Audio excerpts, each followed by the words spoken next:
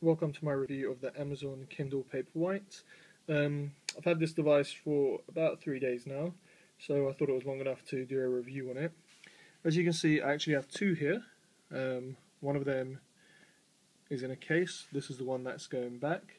So let's take a look at what you get in the box to start off with.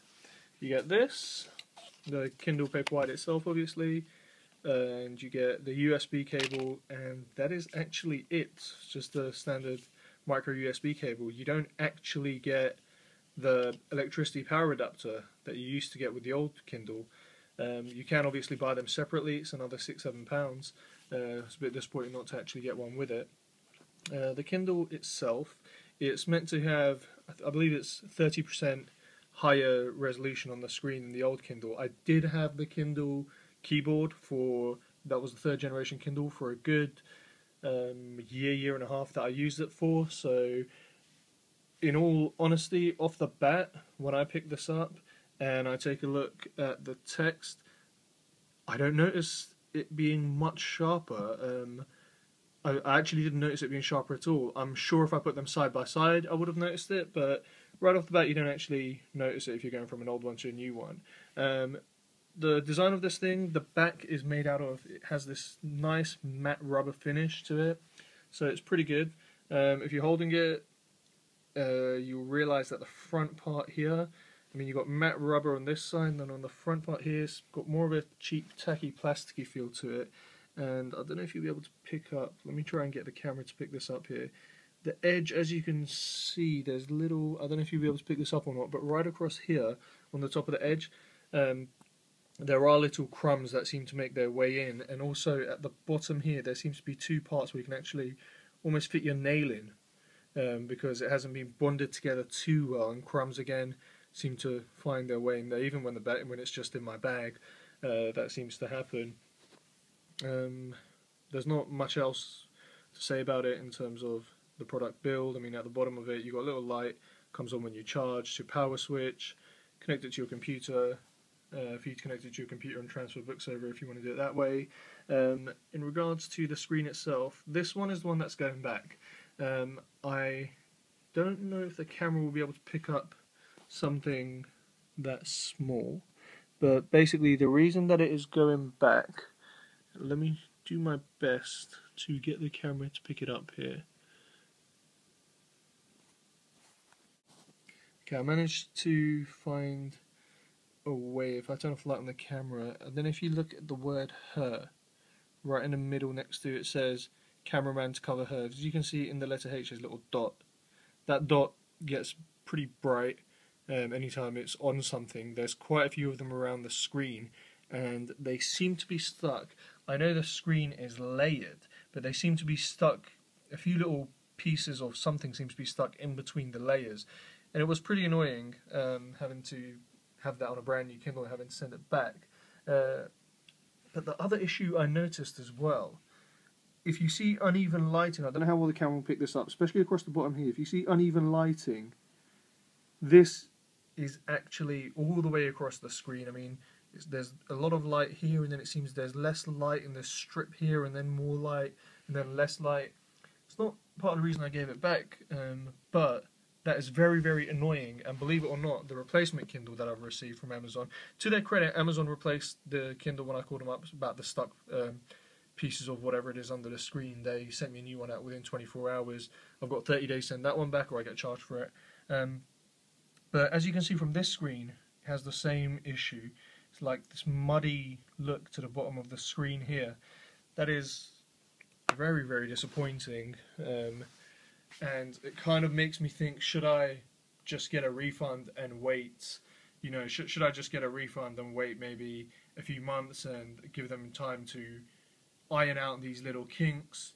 Because I think I'll be pretty annoyed if I saw a friend with a Kindle who had a completely uniform screen in a few months. But the issue is, I'm not talking about, you know, very, very little. I mean, this is pretty major. The camera can't pick it up on the actual screen itself, but when I'm reading, I tend to, unless I absolutely have to, turn the light completely off on this thing, because the different shades of constant color going across the screen give me a bloody headache.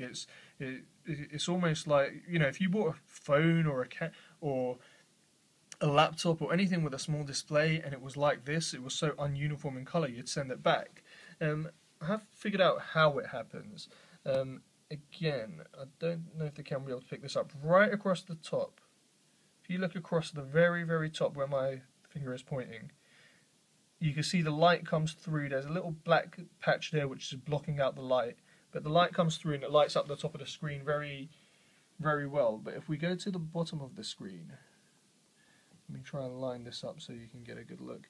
Yeah, there we go. If we go to the bottom of the screen, as you can see, there's light and then there's some, I mean, you can put your nail in between that and pull it apart, and it makes a bit of a weird noise, so I don't think it's meant to be pulled apart, but you can put your nail in between that and allow all of the light to come through. But as you can see, there's there's 3 different places, 4 different places on the screen where the plastic seems to curve inwards a little bit and blocks the light from coming out. And that there is what gives that ununiform look of colour to the screen, because the strips of light that are going across just, you know, it doesn't go all the way across. Therefore, when you look at the screen, you've got stripes. Again, I'm not sure if the camera can pick it up, but you will have stripes going across the screen, and this is pretty annoying. I mean, the only time I can see having, I mean, it says when you press the button here, it says for you to have the setting in the top light setting in brightly lit rooms. However, even when I'm in a brightly lit room, I find myself reading like this because it's just, it's pretty bad. I mean, it gets pretty annoying for me. I don't know if it will do for you. But it's not all bad. This case that I bought with it, it's an Amazon case. It's the Kindle case that Amazon make.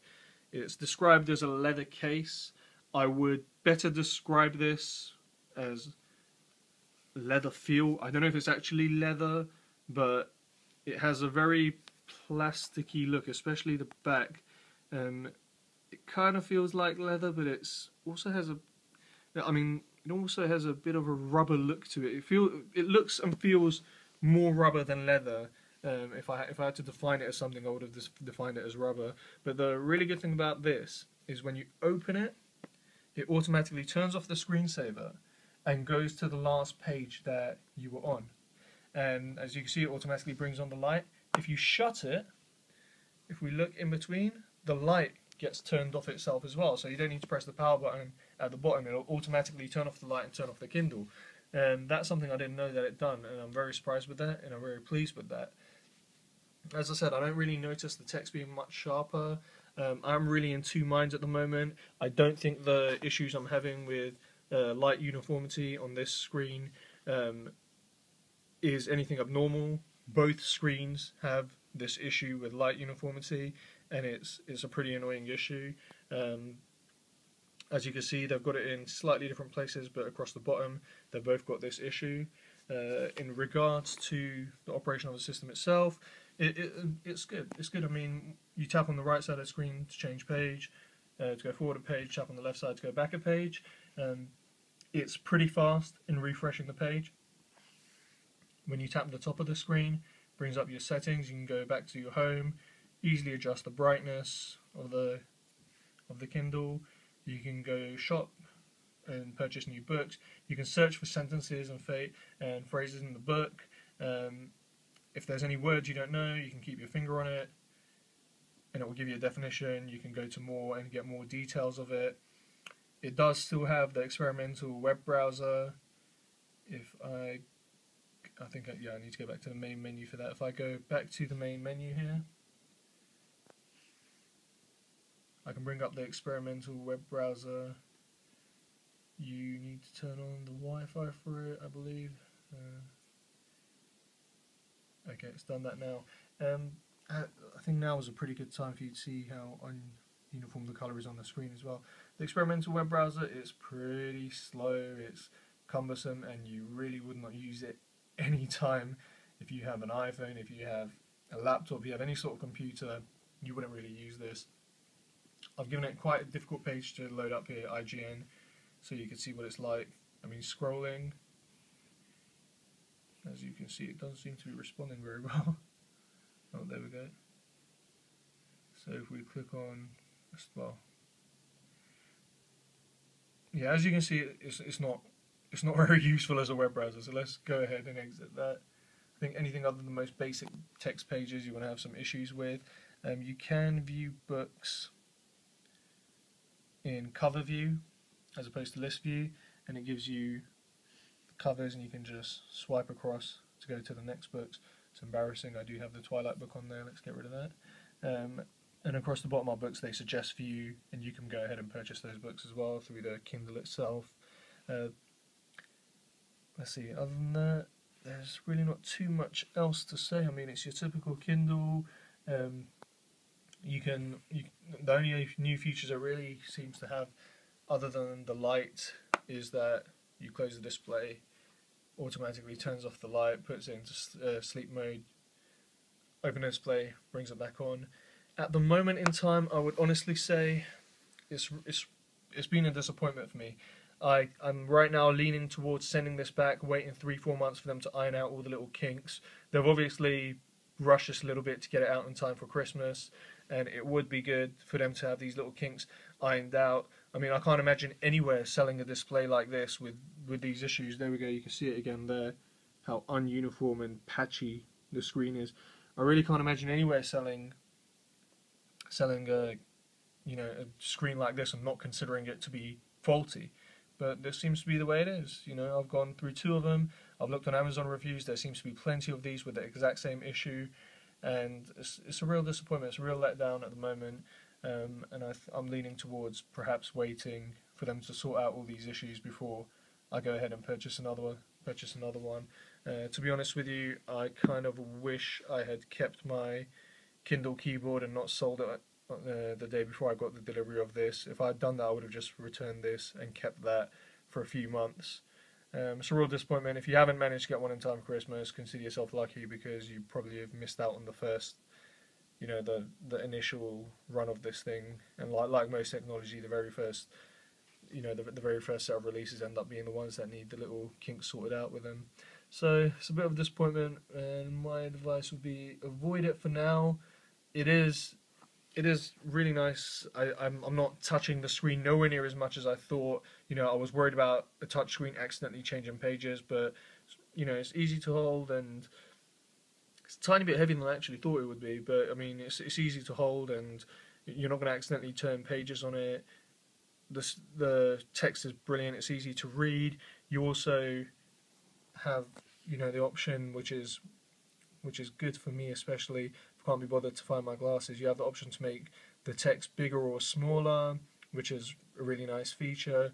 You can even change the font of the text. There's 3 different sides. You can read in landscape. There's 6 different fonts on there. You can even change the margins and the line spacing. So it's a really good device. It's just such a shame about the shortcomings of it. Seem to be pretty great.